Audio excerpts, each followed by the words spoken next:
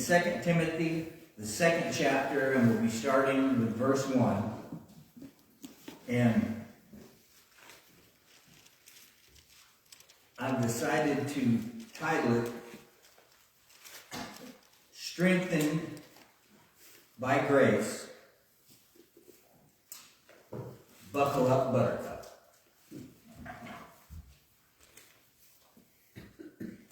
It's a pep talk.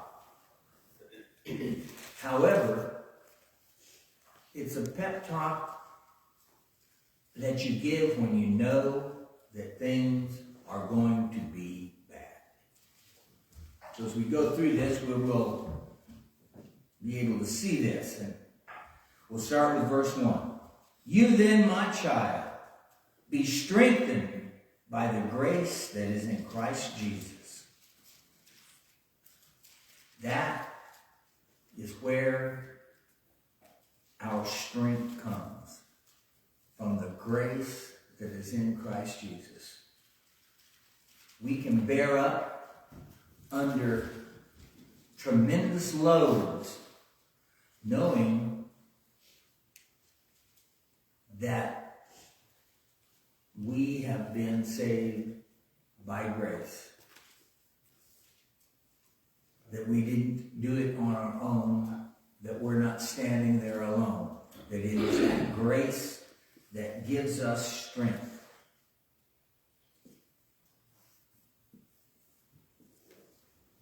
Because the simple fact is, there would be no salvation available if it was not for the grace, the unmerited favor of God that's in Jesus Christ. There is, as far as I can see, absolutely no reason that God should save mankind except his unmerited favor. He loves us even though there is no reason to. And that is where we gather our strength. When things are black, when things are dark, we can look back on how much God loves us. Now he goes on and he goes, and what you have heard from me in the presence of many witnesses, entrust to faithful men who will be able to teach others also.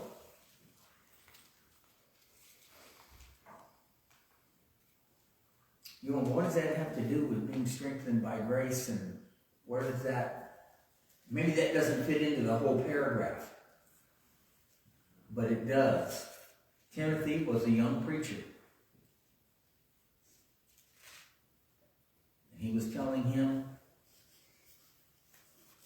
the battle is going to be tough. The battle is going to be long. It is going to be hard. And you are going to need reinforcements. But those reinforcements aren't going to come from someplace else. You're not going to be like the people at the Alamo waiting for reinforcements from family. They didn't come. The only reinforcements that we've got is when we teach other people to teach the same thing. So it really does have to do with strengthening. It's called getting those reinforcements so that we can face the trouble that is coming. Verse 3 says, share in suffering as a good soldier of Christ Jesus. Share in suffering. One of the first things that is important to know when you're going through hard times is you're not alone. The most important is to know that Jesus is with you and you have the grace that he gives us. But the second is You're not alone in that foxhole. You've got brothers and sisters that are out there, and they are going through similar suffering. And if anybody tells you that when you become a Christian, everything is going to be sunshine, lollipops, and rainbows, guess what? They are lying through their teeth. We are in a battle against evil. And sunshine, lollipops, and rainbows don't exist on the battlefield. It is going to be rough. Will it be worth it? Absolutely. But living the Christian life is never without suffering. If you're living the Christian life and you're not suffering, you may need to reconsider whether or not you're living the Christian life. Jesus lived that life and they killed him for it.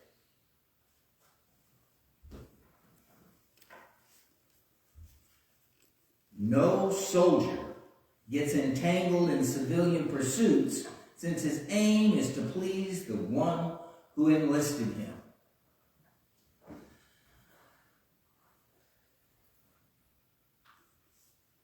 The private wants to please the sergeant. The sergeant wants to please the lieutenant. Guess what? That's the only thing on their mind. You do not want that sergeant mad at you. You do not want your lieutenant mad at you. You do not want to get crossways with the colonel. It is not a good idea, because your purpose is to follow them and to serve them. In this life,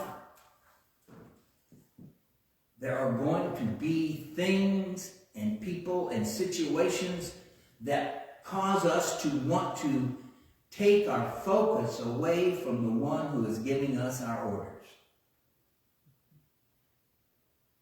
There are things that will happen that we want to deviate, because as soldiers, you're going to suffer. It is of vital importance that we understand that one of the ways that we get through this suffering is to remember that we are soldiers. We're going to suffer, and our purpose is to please God. That is our purpose. Some people go through their entire life trying to find their purpose. Our purpose is the same that it has always been: to serve God, to stand in His stead.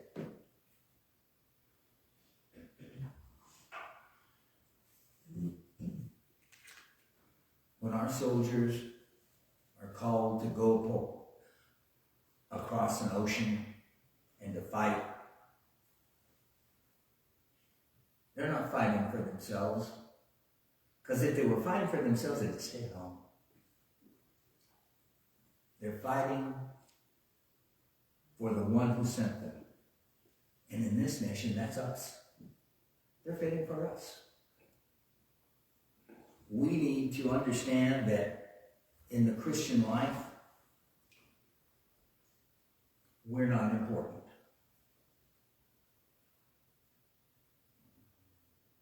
God and Jesus Christ are important, and we need to understand that we are serving them and not let anything take our focus away from our mission.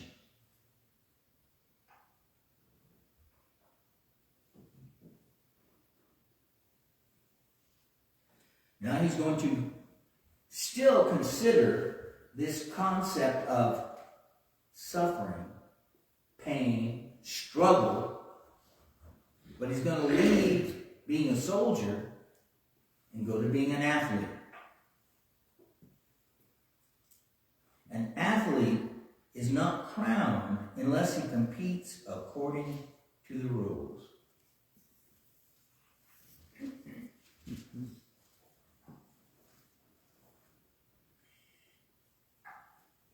One of the problems that we have in living this Christian life is following the rules. Is following the rules. A lot of people don't like to follow rules. A lot of people say there aren't any rules. Paul likens us as athletes. And he reminds us, you don't get the gold medal unless you follow the rules. It's that simple. It's that easy. That while we're going through the struggle, we have to remember to play by the rules. There was a song many years ago, and it's a country song, but I don't think anybody remembers it anymore. And I guess that's pretty good, because I always use it as a bad example. But the song was, "Working like the devil for the Lord." You can't work like the devil for the Lord. You got to work like Jesus Christ for the Lord. You can't work like the devil for the Lord. Yeah, you know what? There may be a lot of things that you can do that might get you ahead in the race, that might look like it is beneficial. But you won't win the race unless you follow the rules. You can't bend them. You can't shave a little bit off. It doesn't matter what you accomplish unless you accomplish it following the rules that Jesus Christ has given us. And that can be hard because, there's a lot of things we can do that would make things a lot easier. It's just God hasn't told us to do them.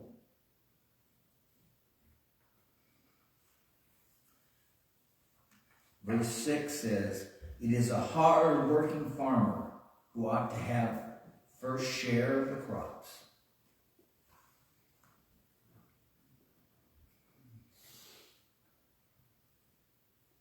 Even today, with all of our modern conveniences, being a farmer is one of the hardest jobs on the face of the earth. They didn't have tractors and combines.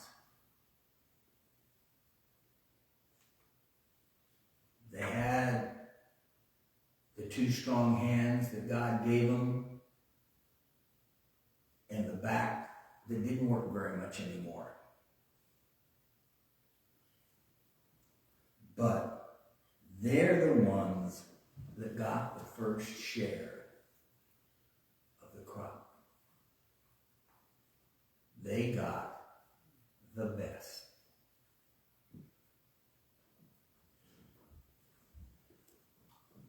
My wife and I are subscribed to a produce delivery service from some farms up on Jack Creek. And we get some pretty good produce from there. But I'm pretty sure that the best tomatoes are on their table. If you want the best tomatoes, if you want the best that God has for you in the midst of hard work, be that hard worker. Be that hard worker. Amidst all of this talk about that grace that strengthens us, Paul Paul reminds us that in the midst of grace is obedience as a soldier, paying attention to the rules like an athlete, and working your tail off like a farmer.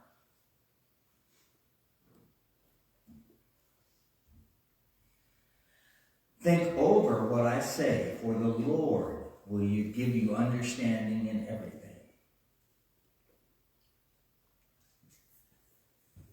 Think about these things. The Lord will help you understand what they mean. Remember Jesus Christ, risen from the dead, the offspring of David, as preached in my gospel.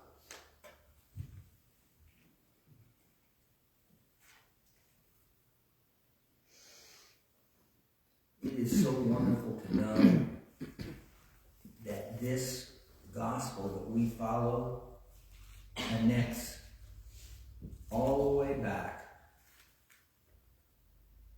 to God's kingdom in the Old Testament. This Jesus was an offspring of David. Timothy is preaching to Gentiles. They don't know David from Goliath. They don't. But he's saying this to let them know that Jesus is the offspring of David. He is the shoot from Jesse. He is the one who rebuilds the tabernacle of David. What we live in the church today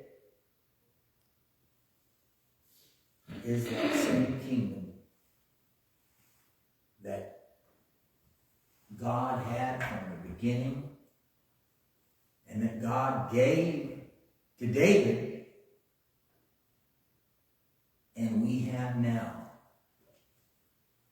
We have history. The church has history.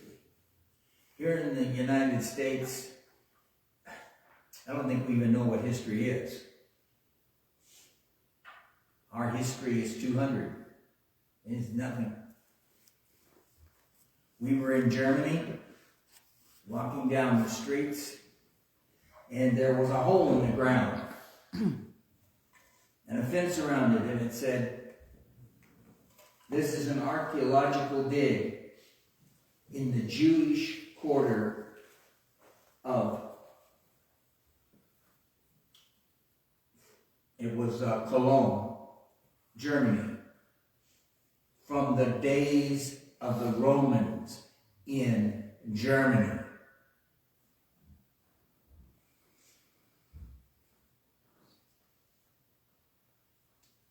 But we as Christians have history that goes back further than that. It goes back to David. It goes back to Adam. It goes back to when the Lord our God spoke the universe into being.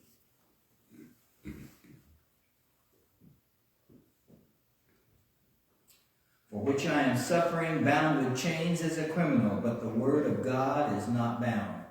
As we are suffering, because he was suffering as a criminal.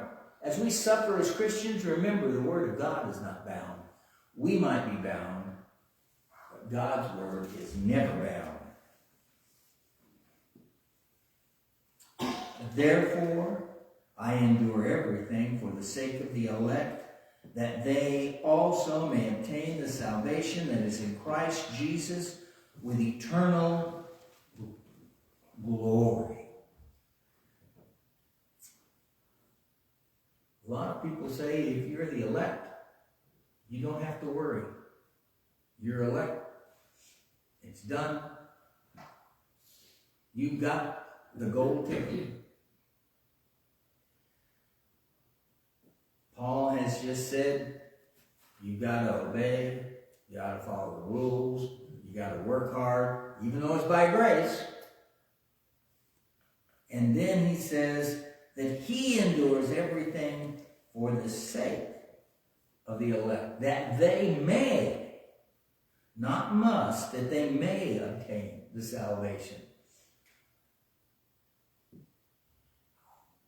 We also endure everything for the sake of the elect, because as his suffering was a thing that the Christians there could look at and say, he is suffering, he is doing what he's supposed to for God, and I can do the same. We are the same for our generation. We endure so that the rest of the elect might receive that salvation, that they can see that it's okay. The saying is trustworthy, for if we have died with him, we will also live with him. If we endure, we will also reign with him. If we deny him, he will also deny us. If we are faithless, he remains faithful, for he cannot deny himself.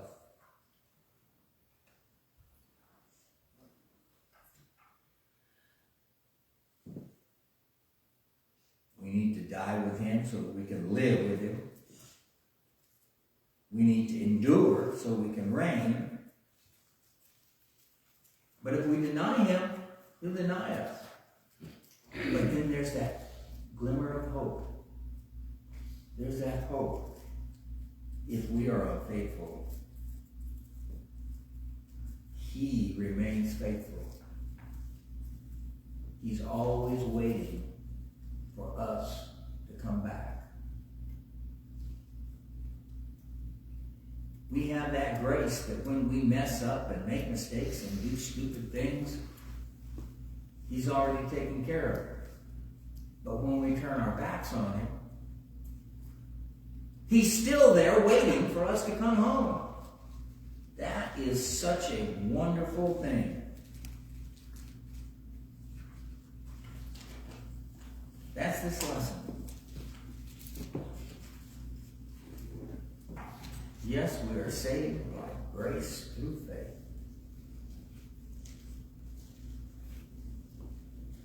But buckle up, buttercup. Pull yourself together, because Satan is going to make it rough, but he cannot defeat us.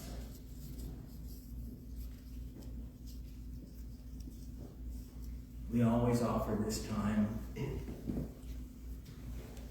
so that people can get themselves right with God. Whether that's just thanking God that he's forgiven us and reminding him to stay with us, or whether it's coming before the church and saying, hey, I messed up and I made you look bad, and I'm sorry about that. Or whether it's saying, I have not done what you have required me to do, Jesus, so I am going to be baptized for the remission of my sins. We always offer this time, whether anyone needs it or not. But I think we always need to know that the avenue to God is always open wherever we find ourselves in life. We need to answer the invitation in a public way. Come now as we stand.